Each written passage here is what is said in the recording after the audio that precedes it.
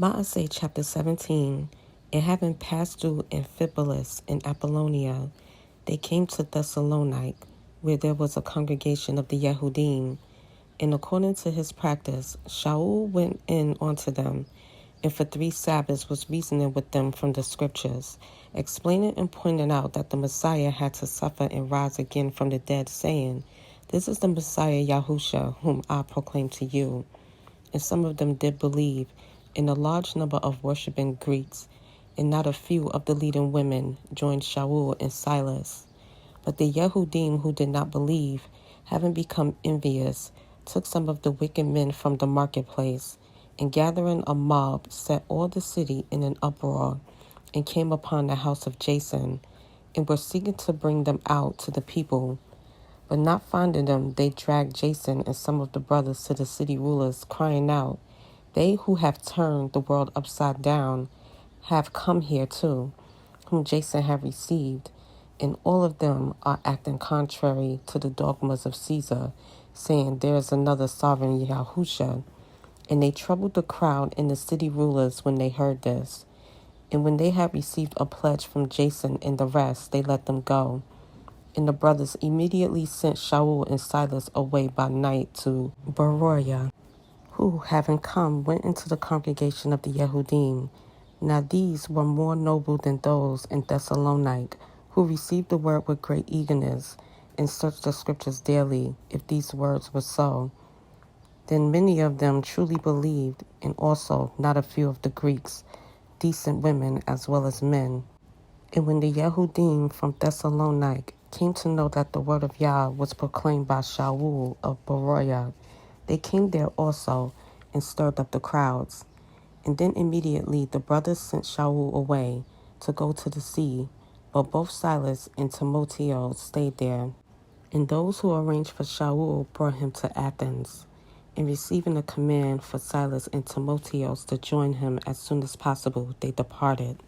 But while Shaul was waiting for them at Athens, his spirit was stirred up within him when he saw that the city was utterly idolatrous.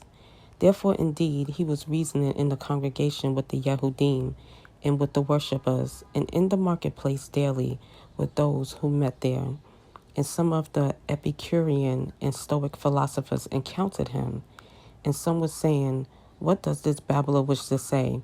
Others said, He seemed to be a proclaimer of strange mighty ones, because to them he brought the good news, Yahusha and the resurrection.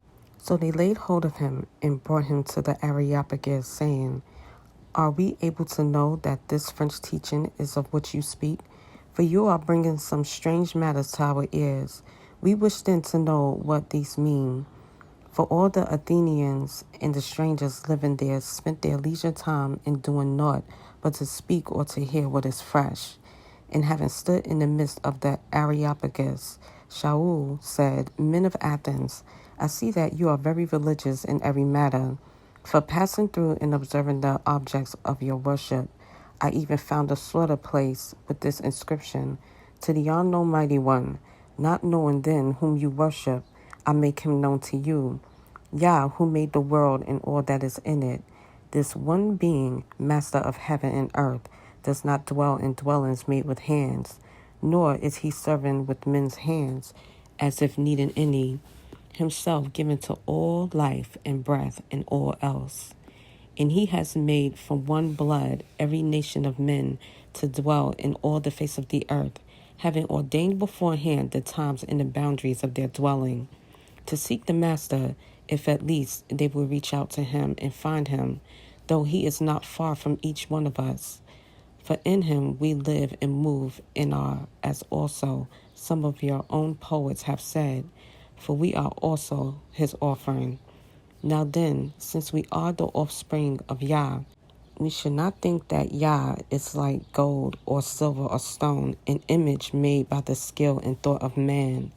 Truly then, having overlooked these times of ignorance, Yah now commands all men everywhere to repent, because he has set a day on which he is going to judge the world in righteousness by a man whom he has appointed, having given proof of this to all by raising him from the dead.